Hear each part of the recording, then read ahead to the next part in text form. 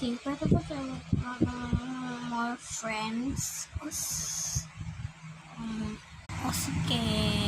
Ano ba ang problema? Pwede tayo kumuha ng bagong friend. Come on, wake up! Sige, yung friend natin nakahanap na pangalan niya si Halcohol.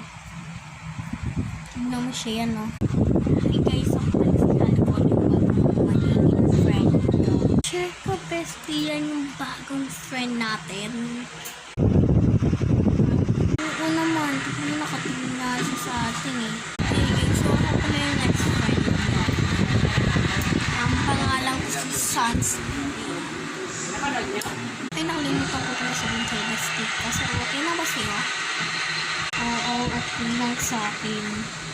So, next friend natin is Yumi.